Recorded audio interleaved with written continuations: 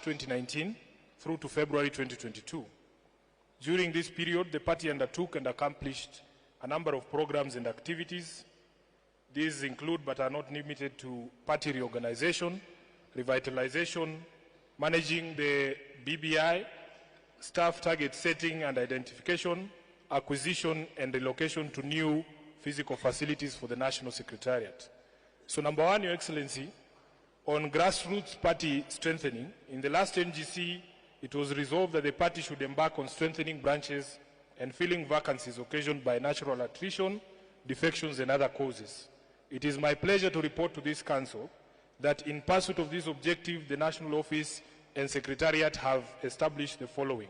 Number one, we now have a monthly disbursement scheme to county coordinating committees to cater for office rent and related overhead expenses. Currently, Your Excellency, 43 out of the 47 counties receive the monthly transfers. The remaining 4 will be enjoined in the program as soon as their internal challenges are resolved, and we're working with the chair of the board to resolve the question of the leadership. So, Your Excellency, the Orange Democratic Movement now has offices at the county level in 43 of the 47 counties, fully supported by the National Office. Number two, Your Excellency, on strengthening coordination and communication with the branch offices, the Council of County Chairs, an initiative of chairpersons of the county coordinating committees, has become a vital linkage between the National Office and the regions. With the assistance of the National Secretariat, this body has held bi-monthly meetings to share experiences across regions and engage the various organs of the party for important input. The strong coordination and positive relationship between the county offices and the National Secretariat has been exhibited in, among others, nomination of the chair, Migori County Coordinating Committee, to observe national elections in the Republic of South Africa, and the appointment of 2 county chairpersons, namely Richard Tyro and Emily Awita of Taita Taveta and Siaya counties respectively, as members of the reconstituted National Elections Board. It is in recognition of the foregoing and need to further recognize the vital link between the national and county offices that today the National Executive Committee will be proposing to you, the Governing Council, to recommend to the National Delegates Convention to amend the ODM party constitution to create the Council of County Chairs as an organ of the party. Your Excellency, with NEB supervision, there has also been harmonization of the party leadership throughout the country, and the chair of the NEB will give her report on that. We hope to conduct full grassroots party elections sometime next year, and this is a matter that the NEC will also be putting before this council this morning. Your Excellency, we all know about the Building Bridges initiative. I want to take this opportunity to thank members of ODM at all levels, from the county leadership to our MCAs, to the county coordinating chairs and the branch chairs, for supporting that initiative. Of course, Your Excellency, it was not without challenges, the most visible being the political onslaught led by our detractors and supported by a motley of civil society activists. This led to a court challenge that culminated in the declaration of the initiative as unconstitutional. Of course, the appeal is currently awaiting determination by the Supreme Court of Kenya, but Your Excellency, we are behind you 100% in the vision that you had to achieve under the BBI. Next, Your Excellency, I want to report on the reconstitution of the National Elections Board. The NGC at its last sitting received and adopted in its entirety the report tabled by the task force led by Madam Catherine Muma. Consequent thereto, the NEC organized a 3-day retreat in Nakuru to deliberate on the implementation of that report. I also want to report that, in fact, members of the National Governing Council, we were able to receive input from across the country on what needed to be done. In August of 2020, a new National Elections Board was appointed and mandated to implement the reforms in the report. The members of the board are Ms. Catherine Muma, Honorable Richard Tyro, Honorable Abdullahi Dirie, who is the Secretary, Sintei Nchoe from Narok, and Emily Awita from Siaya. Number 5, besides the National Elections Board, the party also appointed a new disciplinary committee whose membership is here present with us, comprising Honorable Professor Ben Sihanya, Dr. Florence Omosa, Honorable Mumi Ngaru, and Ms. Seth Kakusie. I think we've left out my friend Ramadan on this list, and I think he's here with us today. Then, Your Excellency, number 6, following the recommendations of that task force, and consequent to the retreat of the NEC held in Nakuru in May 2019, a Secretariat Management Board was established to spearhead the development and management of the human resource and welfare issues in efforts to continue professionalizing the operations and transforming ODM from movement style to vanguard party mode of operation. This has been done from 3 strategic approaches. First, we seek to support and challenge. We are facilitating the process of dialogue and change and tracking process. When actions do not live up to the words, we will call out the lack of progress.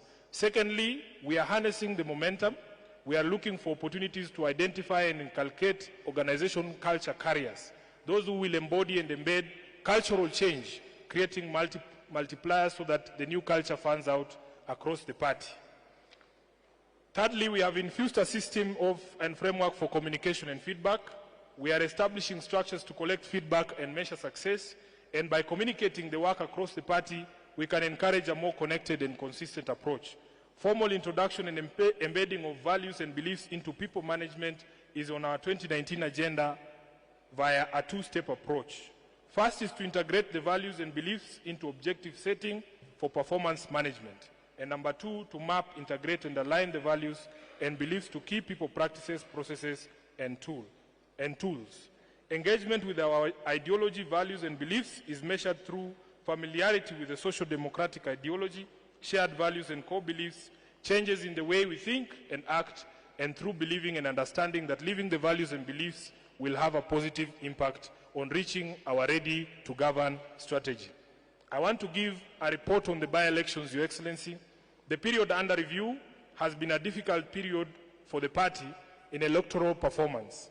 Since March 2019, the party has participated in 6 parliamentary and 9 county assembly by-elections and performed as indicated.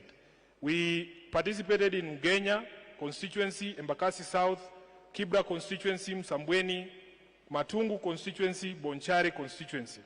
Out of those, we won 2 and lost 4. So it was not a very good period for us.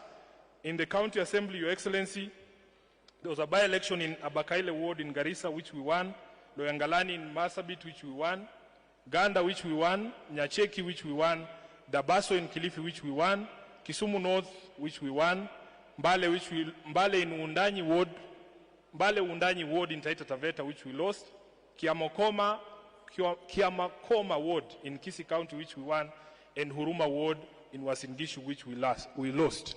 Your Excellency, permit me at this particular juncture first to salute all our generals, all our officials and members of parliament in these electoral areas for the support that you gave our party candidates during those by-elections. We owe you a great deal of gratitude for the effort in all these electoral areas despite of the result. Your Excellency, please, with your permission, allow me to give a special recognition to our brothers from the larger Gusii area. Watu ya Kisii mpo, led by your governor, Your Excellency Ongwae. The reason I am giving special recognition to them, Your Excellency, is that in Kisii region, we have not lost a single by-election.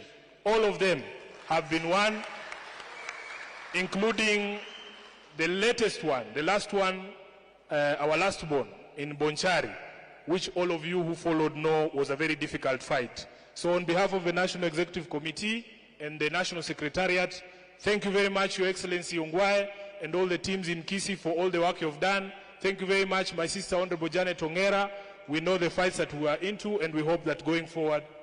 Wasimame, mzee anasema msimame mpigiwe makofi. Timu ya Kisii iko wapi? Na mheshimiwa Oimeke yuko wapi? Sijamuona, lakini asanteni sana for the good work that you have done. Ako wapi? Oh, huyo ndio last born wetu anaitwa Pavel Oimeke, mbunge wa Bonchari. Thank you very much. Oh yes, I forgot Bobasi, which you also won. Thank you very much, Bobasi Church Award. Thank you, Your Excellency. Now, Professor Ongeri, yes, I have recognized you, my senator. We worked with you very well in Bonchari, and thank you for the good work. So, Your Excellency, I want to very quickly go to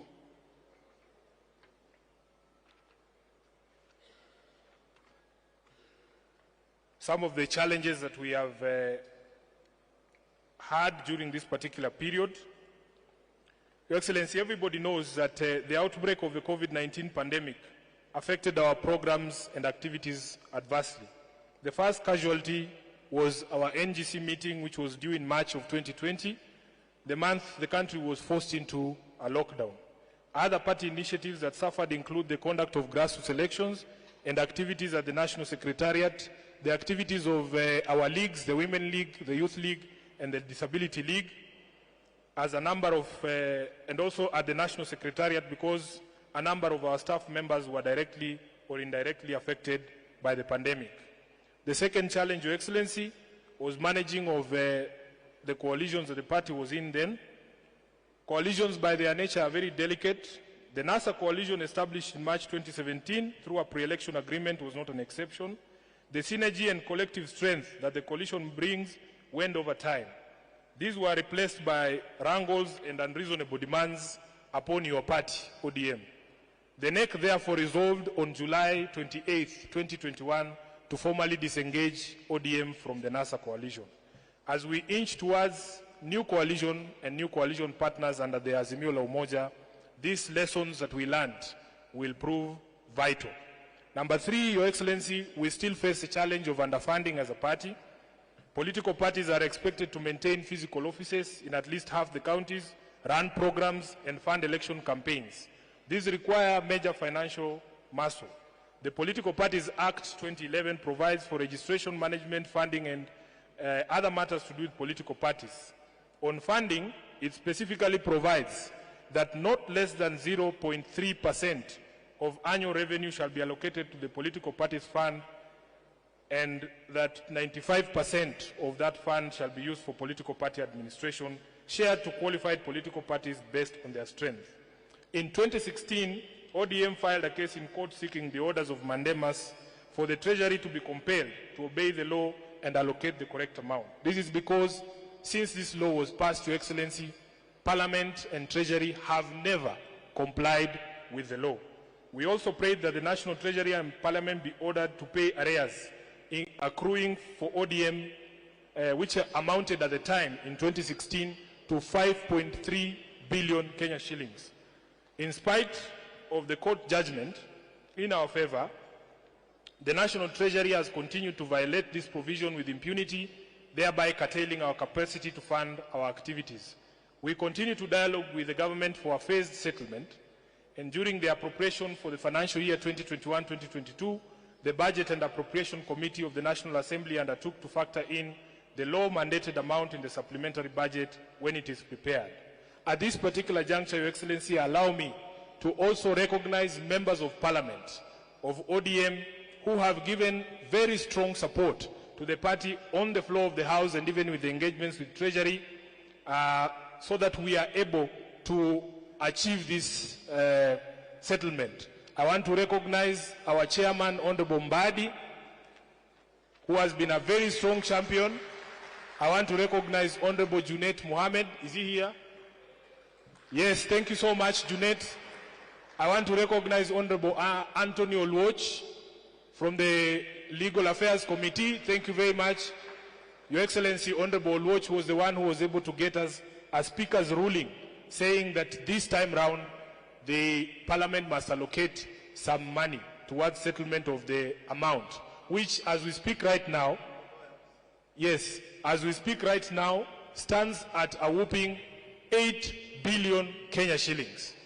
But Your Excellency, as the SG, I am extremely encouraged because next year, you being our president and we being in charge of Treasury, I have no doubt that our 8 billion will come so that hii pesa iingie kujenga chama kule mashinani. I also want to take this opportunity to thank the ODM legal team led by the chair of the Committee on Legal Affairs, Honorable Tim Wanyonyi, and of course our very able Senator for Siaya, Honorable James Orengo, and all the lawyers who worked on that particular case to ensure that the party is able to get what is due to it. Your Excellency, I want to conclude by saying that some of our governors, our deputy governors, a number of MPs and MCAs are still in arrears with regards to their contributions. And you have given us a directive as the National Secretariat not to be shy to ask about these resources. So I can see most of them are here. Your Excellency, I have established a desk at the back there and a safe. My team has a safe there. So if you know you are a member in arrears, we are willing and ready to receive your money at the back there. In conclusion, Your Excellency, because of the funding challenges, our work plan and subsequently our cash flow management has been a bit tricky, but I believe we will resolve this. In conclusion, the period has been eventful and full of promise, challenges notwithstanding. We must close ranks now as ODM and build a strong and united party that will truly be prepared to take over power in another 5 months. I thank you most gratefully and wish to end it there, Your Excellency. Thank you very much.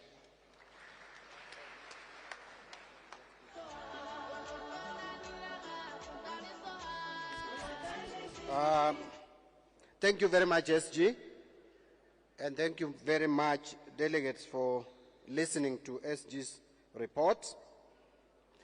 I just want to ask us to adopt this, the resolutions of the SG, the report. The report of the SG proposal